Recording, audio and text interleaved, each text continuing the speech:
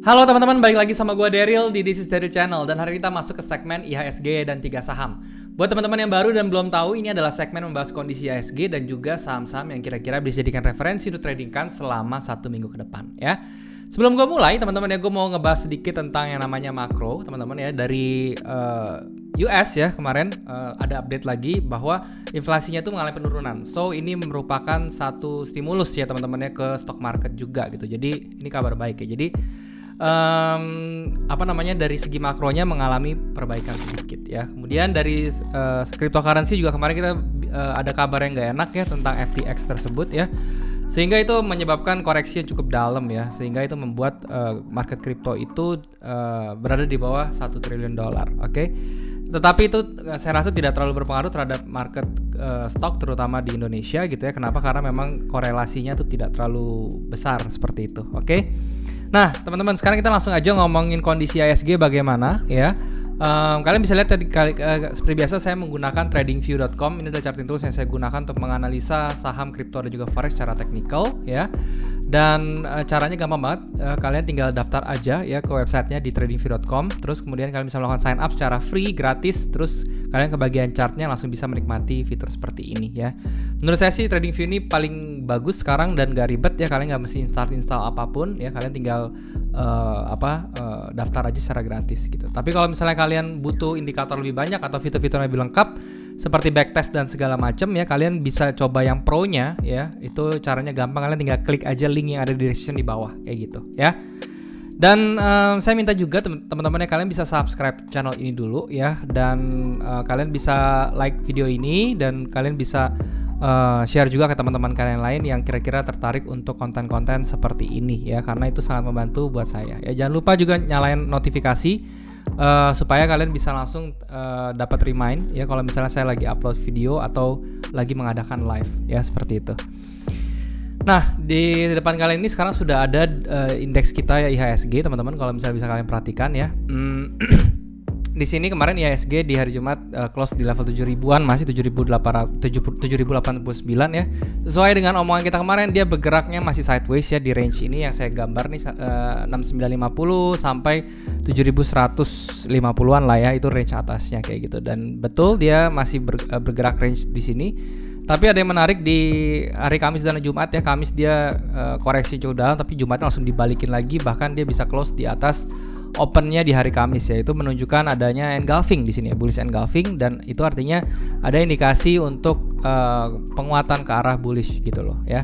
Bullish engulfing terjadi di area neckline yang inverted head and shoulder ini. Jadi ini hari Senin kita bisa melihat ya apakah engulfing ini bisa membuahkan hasil, yaitu adalah breakout hasilnya. So kalau misalnya nanti hari Senin dia bisa berhasil breakout di atas 7115 ya, dengan close di atas level tersebut tentunya, itu berarti mengindikasikan bahwa IHSG akan bermain di level berikutnya, itu di 7150 ya sampai ke 7300-an. Itu range berikutnya gitu loh. Jadi itu kita nantikan apakah dia minggu depan bisa break atau dia masih bermain di range itu. Jadi skenario-nya itu cuma ada 2 itu doang gitu ya. Oke, itu untuk IHSG-nya seperti itu. Oke. Nah, sekarang untuk saham-saham yang kemarin ya sudah saya jadikan referensi, saya sebutkan gitu ya. Yang pertama tuh ada BCA. Oke, di sini nah ini ada BCA teman-teman kemarin. Oke. Ya. Kemarin ada BCA ya di sini. Dan di BCA ini sama ya, bergeraknya masih di dalam range konsolidasi, tapi sekarang dia cenderung tendensinya membentuk ascending triangle ya, seperti ini, yang mana tendensinya dia akan break ke atas gitu loh. Jadi saya masih mempertahankan posisi BCA ini, saya belum memperlakukan apa-apa, stop lossnya pun masih sama, TP-nya juga masih sama gitu ya. Kemudian berikutnya kemarin saya ada mention juga BNI teman-teman ya. Nah, BNI ini juga sama ya. Dia kemarin bedanya saya bilang bergeraknya di dalam penan teman-teman, bullish penan tentunya, karena tren sebelumnya itu bullish ya, dan dia membentuk continuation pattern yang namanya penan. Masih bergejolak dalam beberapa hari, cuman di hari Jumat kemarin dia sempat ngeboost ke atas tapi di reject ke bawah gitu loh. Ini artinya area sell di sini ya, berarti di sini masih banyak orang yang ngebuangin harga gitu loh. So apa yang saya lakukan, saya akan menaikkan stop lossnya ini di bawah doji yang terbentuk ya. Karena ini menurut saya doji yang terbentuk ini itu sudah final teman-teman ya untuk range harga yang diberikan sama dia. So kalau misalnya dia break ke bawah itu artinya kemungkinan dia bisa koreksi sampai ke level kurang lebih di angka 8.850-an gitu ya. Jadi di sebelah situ, jadi stop lossnya saya naikin aja di BNI ya. Kemudian berikutnya ada S Hardware yang terakhir ya, yang main saya sebutin. Nah untuk S Hardware ya, dia sudah terkoreksi masuk ke area entry kita. Jadi kalau misalnya buat teman-teman yang masih megang ya, itu saya sih diemin aja ya, karena menurut saya ini koreksi ini bisa berpotensi untuk melanjutkan ke atas ya. Jadi penurunan ini hanya sekedar koreksi aja. Jadi saya masih diemin.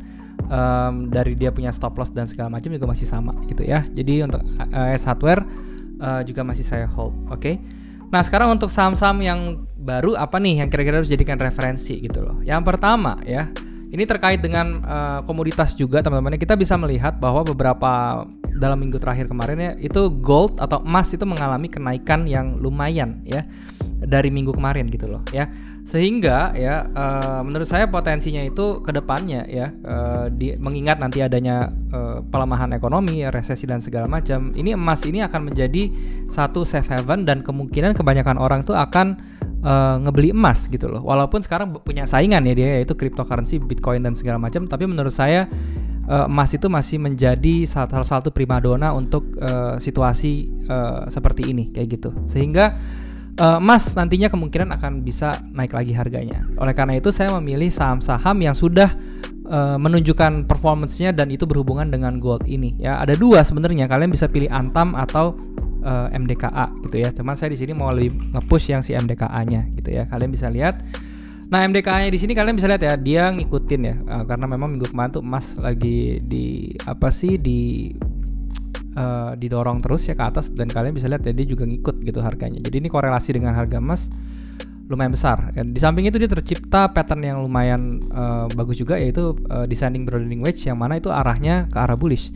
Dan kita bisa lihat di descending broadening wedge ini sudah di breakout dengan satu candle bullish full di hari Jumat kemarin ya. Itu artinya bagus gitu ya. Dan kalau misalnya kalian lihat breakoutnya ini juga disertai dengan volume yang cukup ya, sehingga kalian bisa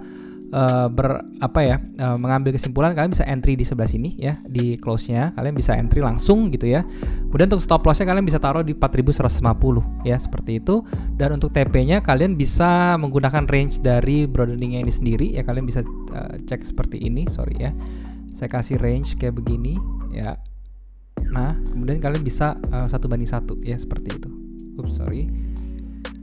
Seperti ini ya. Nah kalian bisa taruh begini. Oke, jadi TP-nya di sekitar level 5100. Yang mana 5100 level 5100 ini terconfluence dengan beberapa hal. Yang pertama, area supply yang ada di sebelah sini dan ada gap ya teman-teman yang harus di fill di situ. Jadi kenaikan ini harusnya bisa nutup gapnya kayak gitu loh. Jadi MDKA seperti itu ya. Kemudian berikutnya dari sektor teknologi ya, saya akan angkat lagi. Yang pertama ada Gotoh teman-teman ya. Loh kenapa nih kok Gotoh bisa masuk sih ya dalam referensian saya? Kenapa? Karena saya melihat sesimpel ini aja teman-teman ya. Dia pertama koreksi, dan koreksi sudah mentok di support ya, dan dia pada saat mentok support ini dia impulsif ke atas dan membentuk struktur yang bagus ya untuk ke atas ya. Walaupun memang nih belum pasti ya. Kenapa? Karena bisa jadi struktur yang terbentuk ini kan ini minor ya bentuknya. Ini bisa jadi yang namanya bearish flag seperti ini bisa jadi. Jadi harusnya bisa mantul ke bawah terus dia tiba-tiba down ke bawah, bisa gitu. Cuman kalau dilihat dari volume teman-teman, saya melihat dari sini dari volumenya ini di dalam pembentukan ini dia naik terus ya untuk yang buyernya. Jadi harusnya dia masih bisa up lagi ke atas gitu ya. Memang sekarang kondisinya si Gotoh ini berada di level supply minornya yang kecil ini ya. Jadi ada tendensi dia Senin itu masih bisa terkoreksi gitu loh.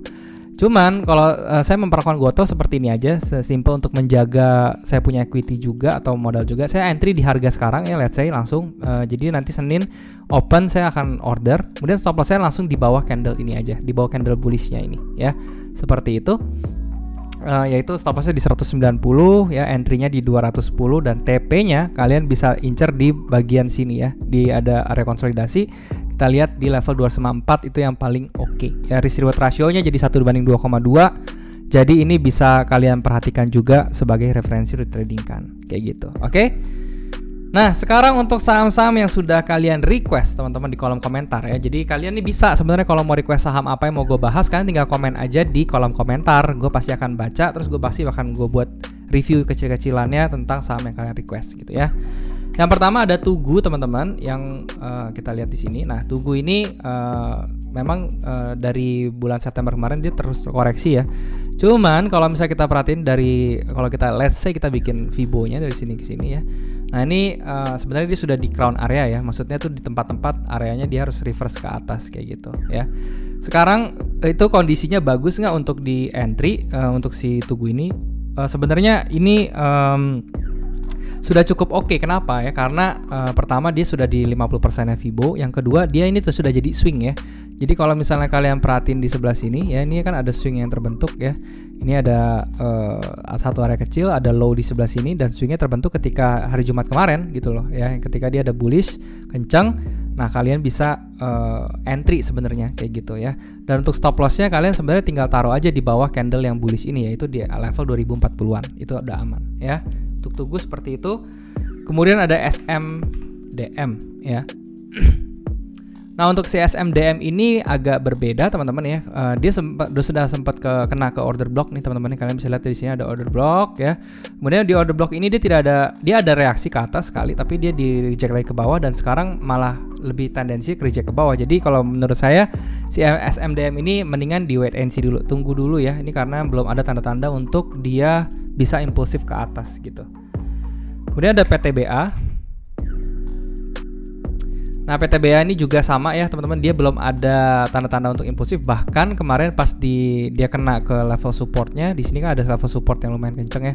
Dia di break dengan ada menimbulkan gap. Jadi ini namanya breakaway gap teman-teman. Nah, kalau breakaway gap ini agak serem ya, karena tendensinya tuh dia kemungkinan bisa koreksi terus gitu. Jadi kalau menurut saya PTBA juga nanti dulu gitu ya. Kemudian ada Saratoga.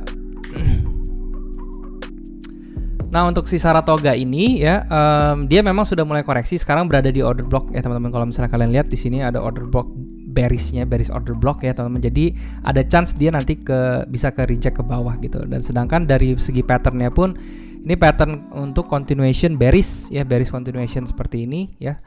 Dia sudah terbentuk 3 swing, jadi ada chance dia ke bawah gitu.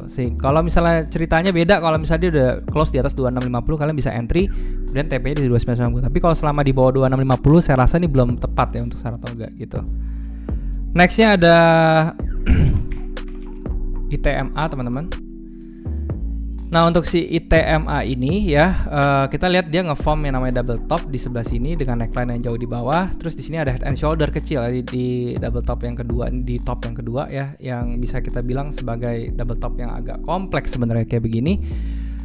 Dia terbentuk head and shoulder di sebelah sini ya, dan dia sudah di break ya, ini standing head and shoulder dan sudah di break. Harusnya target penurunannya itu kalau kita tarik dari sini ke sini ya, kalian bisa sesuaikan sebenarnya ya. Ini breakoutnya kurang lebih di sebelah sini ya, ini bisa sampai bawah nih sampai 800 gitu. Jadi ITMA belum sih kalau menurut saya ya, belum terlalu oke ya. Kalau misalnya kalian mau beli, justru menurut saya paling aman nih maksimal ya, kalau kalian mau beli itu di angka 900 itu udah paling oke untuk beli. Kenapa? Karena stop loss kalian jadi lebih kecil gitu ya. Berikutnya ada UVCR. Oke. Nah, untuk UVCR ini ya, ini sudah cukup oke, cuman tunggu sedikit lagi. Untuk apa? Tunggu retracementnya aja teman-teman. Jadi ini kan dia sudah break, tapi dia mau balik dulu ya, dia mau retrace. Jadi kalau misalnya kalian mau entry si UVCR ini kalian bisa entry di angka 124-an ya, itu menjadi entry yang cukup bagus buat kalian kayak gitu ya. Kemudian ada MTK teman-teman, MTK ya. Nah, untuk si MTech ini ya, dia sudah terbentuk double bottom ya, dengan neckline-nya itu cukup jauh di atas sebelah sini ya. Tapi ini kita tidak bisa jadikan patokan neckline seperti ini ya, karena di sini di bawah di neckline ini dia membentuk head and shoulder. Jadi yang kita bisa ambil patokan itu di shouldernya sebenarnya, yaitu di bagian sini. Ini menjadi tantangan yang kuat juga gitu. MTK harusnya dia kejar ya teman-teman ke level 1950. Jadi kalian tinggal sesuaiin aja nih. Kalau misalnya kalian mau entry, tentu saran saya kalian bisa entry. Misalnya kalian mau entry di harga sekarang gitu ya, saran saya sih ya, entry-nya itu di level 1675 ya, itu saran saya, karena di situ paling lumayan aman ya. Kemudian untuk stop loss-nya kalian bisa taruh di 1550. Kemudian untuk TP-nya kalian bisa di neckline gitu di 2210 ya. TP 1-nya di 1950, TP 2-nya di 2220-an gitu loh ya. Kemudian terakhir ada Akra, teman-teman. Nah, untuk Akra ini sendiri dia masih di dalam bullish trend yang sangat lumayan masih kuat ya. Cuman kalian hati-hati ya teman-teman. Kenapa? Karena pada saat dia terbentuk bullish trend, volumenya sudah mulai turun ya. Itu artinya sebentar lagi ini akan terjadi yang namanya koreksi. Dan kalau misalnya kalian perhatiin, dia kenaikannya pun mengerucut atau membentuk yang namanya rising wedge seperti ini teman-teman ya. Jadi ini merupakan pola pembalikan arah harga gitu. Jadi kalian perlu hati-hati. Kalau saya sih saya nggak mau ngejar di sini dulu ya MDKA. Kenapa? Karena ya itu tadi ya. Ini paling kalau mau naik juga rewardnya tidak terlalu besar. Tapi kalau misalnya kita kemungkinan dia jebol ke bawah itu akan lumayan dalam. Jadi mendingan saya tunggu dulu aja sih. Saya cari yang lain daripada Akra gitu. Oke. Nah, itu adalah saham-saham yang sudah kalian request teman-teman semuanya ya. Sudah saya bahas juga ya, saham-sahamnya juga sudah kayak saya kasih. Dan ingat teman-teman, apa yang saya sharing di sini itu bukan merupakan financial advice ya. Jadi ini hanya sekedar sharing saya aja, pandangan saya tentang saham tersebut bagaimana. Keputusan untuk kalian mau membeli atau enggak itu kembali ke tangan kalian lagi, dan juga kalian harus sesuaikan lagi dengan manajemen yang bagus ya dan segala macam supaya hasilnya bisa lebih optimal kayak gitu ya. Nah, mungkin ini aja dari saya teman-teman. Sekali lagi jangan lupa kalian bisa subscribe channel ini, itu akan membantu saya banget. Dan juga please bisa like video ini kalau misalnya kalian suka kontennya. Kalian juga bisa share ke teman-teman kalian yang lain. Dan juga jangan lupa kalau kalian bisa komen di bawah kalau misalnya ada yang kalian mau request atau ada masukan tentang apapun buat channel ini. Dan juga teman-teman, thank you sekali lagi buat kalian sudah menyempatkan diri untuk nonton video ini. Dan akhir kata saya ucapkan sampai jumpa di next video. Jangan lupa semua orang bisa cuan. Salam sukses, bye bye.